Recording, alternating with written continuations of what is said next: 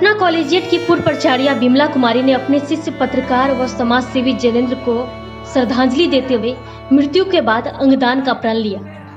उन्होंने कहा कि 29 वर्षों की अल्पायु में जैनेंद्र ने 49 बार रक्तदान ही नहीं किया, बल्कि हर जरूरतमंद के साथ साथ दिन रात खड़ा रहा। उसने 29 वर्षों में जो कर दिया वो 2900 वर्ष तक कोई जी कर भी नहीं कर सकता।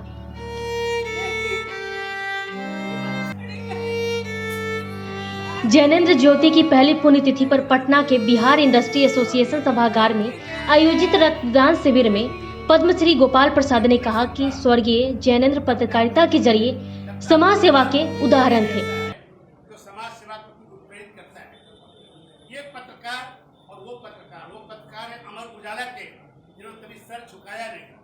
उन्होंने अभी पता है मुझे 49 बार ब्लड डोनेशन किया है, 49 टाइम्स। ये अपने आप में इतिहास है उनके जज्बे का। और कोई क्या मजा है कुछ लाइन को छोटा कर दे। आज हम लोग उनके प्रति अत्यंत कृतज्ञ हैं, उनके जीवन के प्रति, कि आज ब्लड डोनेशन कैंप पर हम लोग सब कोई हाजिर हुए। रक्तदान सबसे बड़ा दान होता है। वहीं पद्मश्री डॉक्टर जितेंद्र कुमार सिंह ने जैनेंद्र के मिलनसार स्वभाव की चर्चा की। जैनेंद्र ज्योति उनका बहुत ही लगाव है उनसे बना हुआ था, और बड़ा ही प्रखर और बड़ा ही साहसी और बड़ा ही डायनेमिक, बहुत कहते हैं कि जब कोई बहुत अच्छा आदमी होता है तो भगवान को जल्दी ही उसको बुला देते हैं। उनकी उम्र ही क्या थी, उम्र तो अब होने वाली थी और काम करने का तो वक्त अब आया था, लेकिन वो छोड़ के चले गए। तो हमें लगता है कि जैनेंद्र जी की यादें हमेशा हम लोग के जहन में आती रहेगी। और जब जब किसी एक साहसी व्यक्ति की चर्चाएं शहर में होगी, एक अच्छे पत्रकार की चर्चा होगी, एक अच्छे समाज के लिए समर्पित व्यक्ति की चर्चा होगी, जैनेंद्र जी हमेशा याद किए जाएंगे। और आज इस मौके पे हम तमाम जो जुड़े हुए लोग हैं इस संगठन से सबको बधाई देते हैं। रक्तवीर जैनेंद्र को श्रद्धांजलि स्वरूप 55 लोगों ने रक्तदान किया। 30 लोग विभिन्न कारणों से अनफिट रहने के कारण रक्तदान नहीं कर सके।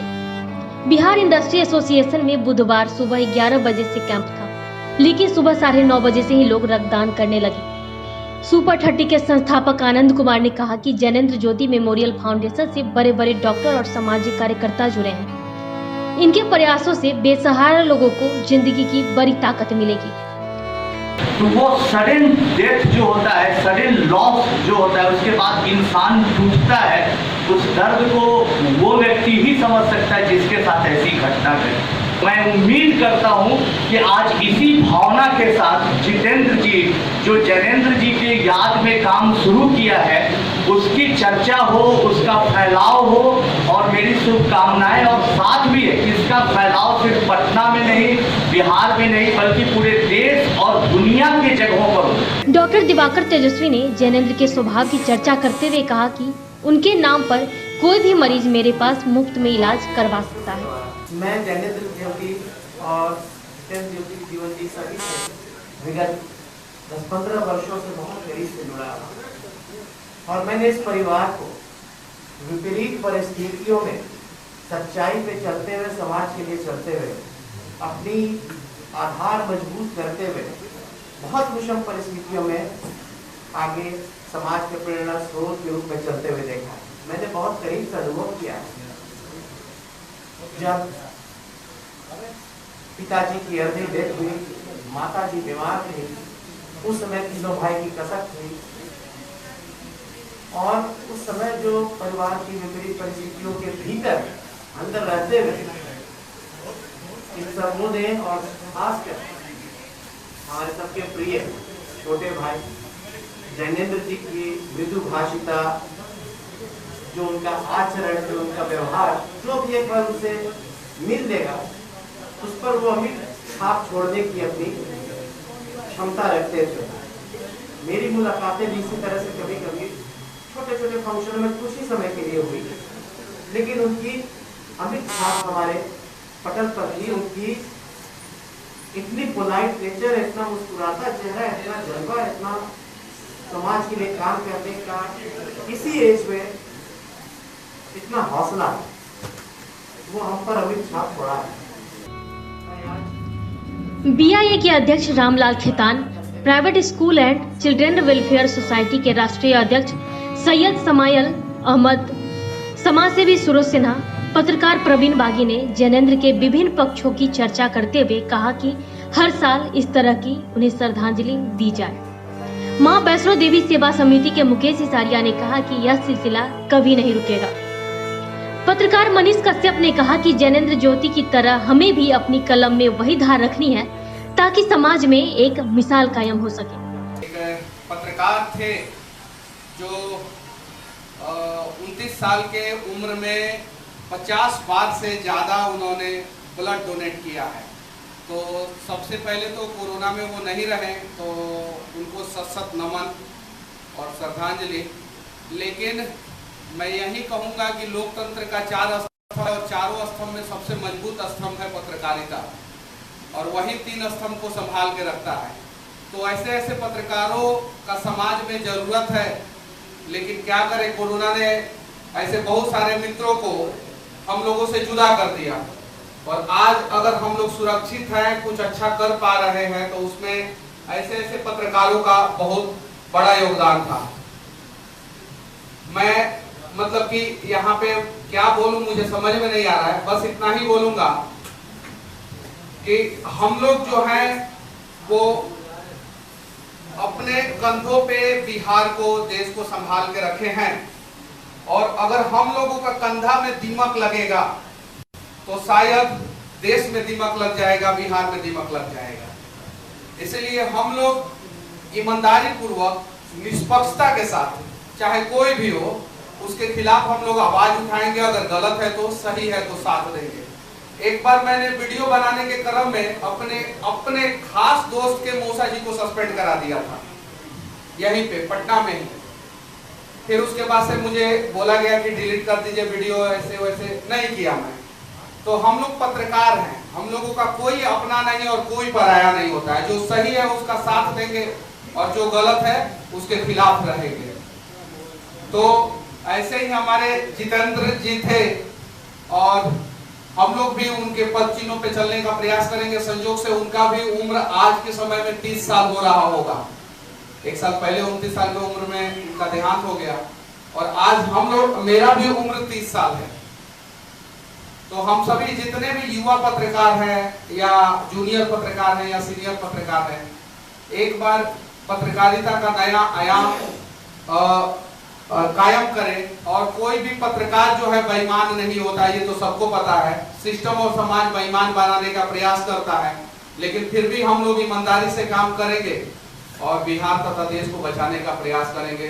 क्योंकि अगर हम लोग चुप हो गए, हम लोग मौन हो गए और हम लोगों का कलम खामोश हो गया, या हम लोगों का कलम और बातें जो है पक्षपात करने लगा ना, तो अपना बिहार बर्बाद हो जाएगा, अपना देश बर्बाद हो जाएगा। शिविर में रक्त संग्रह करने वाले प्रथमा बैंक ने कहा कि जैनेंद्र ज्योति मेमोरियल फाउंडेशन पिछले 1 साल से लगातार जरूरतमंद को रक्त मुहैया करा रहा है और इसके हर कॉल पर ब्लड आगे भी उपलब्ध रहेगा।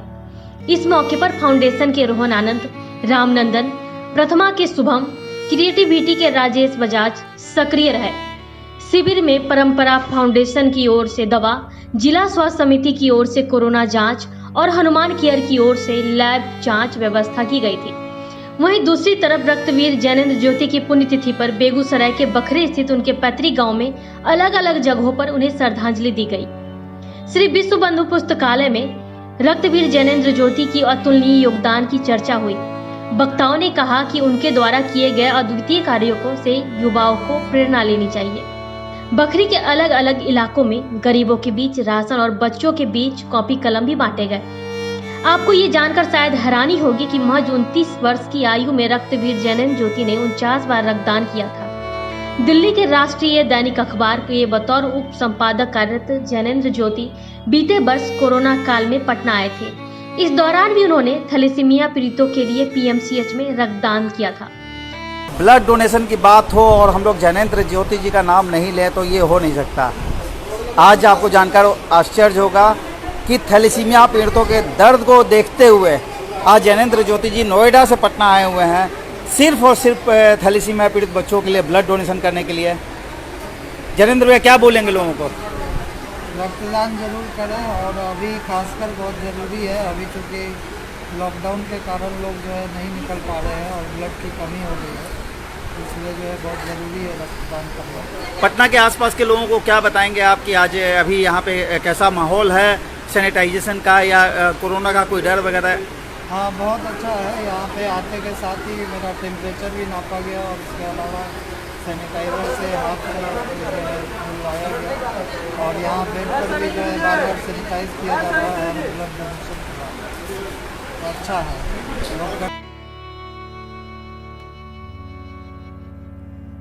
पटना में कोरोना से ग्रसित होने के बाद डॉक्टरों और अस्पताल की करतूत के कारण असमय उनकी मौत हो गई थी। Republican news, Patna.